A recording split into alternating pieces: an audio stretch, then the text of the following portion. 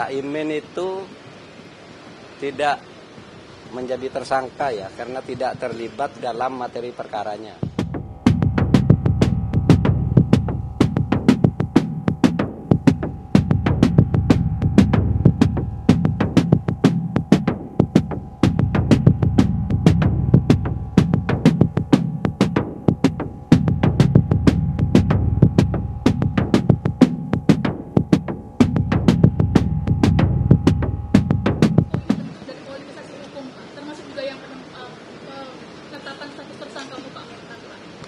Itu ada informasi gitu ya? Informasi tentang Caimin mau jadi tersangka? Oleh beberapa elit parpol seperti itu, Pak Menko. Sejauh pengetahuan saya, Caimin itu tidak menjadi tersangka ya, karena tidak terlibat dalam materi perkaranya. Itu kasus kan sudah lama. Kalau memang terlibat mestinya udah dulu. Sepengetahuan saya dan hasil nguping saya juga ke KPK, teman-teman, itu ya Caimin selama ini hanya menjadi saksi. Dan menurut logika saya, kayaknya sih tidak mungkin jadi tersangka. Itu satu. Tetapi itu KPK ya punya urusan sendiri, saya tidak boleh ikut campur juga. Karena apa? KPK itu adalah lembaga di rumpun eksekutif, tetapi bukan bagian dari kabinet. Ya.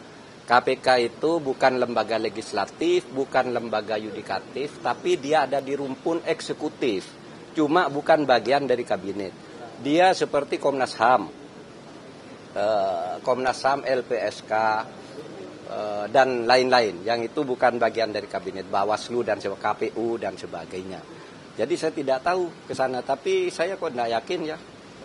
Hampir bagi saya logika hukum saya tidak paham kalau Caimin sampai jadi tersangka gitu. Tapi kita lihat pemerintah sendiri untuk penegakan hukum itu punya dua institusi, yaitu Kejaksaan Agung dan Kepolisian Republik Indonesia. Pemerintah sudah membuat kebijakan demi kemanfaatan hukum dan demi pemilu yang lancar dan bermartabat. Kasus-kasus korupsi yang diduga melibatkan pelaku politik atau aktivis politik yang akan menjadi calon kontestasi di pemilu itu ditunda dulu. Ini kalau di Kejaksaan Agung dan Kepolisian, agar tidak ada orang menjadi calon lalu dilaporkan gitu, ini korupsi, oh ini dulu nganiaya orang, lalu pencalonannya batal dan sebagainya. Oleh sebab itu sekarang ditangguhkan sejauh menyangkut calon-calon pimpinan partai politik, laporannya yang masuk ke pemerintah di luar KPK, kita tangguhkan dulu demi kemanfaatan hukum. Tujuan hukum itu menurut konstitusi kita kan tiga. Satu, kepastian hukum. Yang kedua, keadilan. Lalu yang ketiga, ini kemanfaatan. Adil atau pasti kalau tidak memberi manfaat. Misalnya membuat negara guncang, pemilu dan sebagainya, itu tidak bagus. Oleh sebab itu kita menunda demi kemanfaatan. Tapi kan KPK punya kebijakan sendiri, Pak.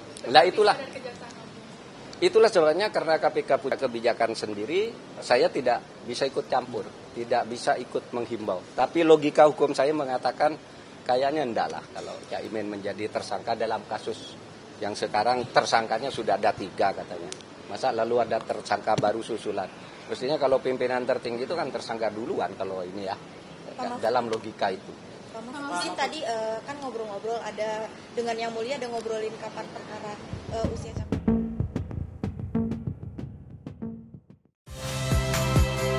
Saya Nitya Anissa, saksikan program-program Kompas TV melalui siaran digital, pay TV, dan media streaming lainnya.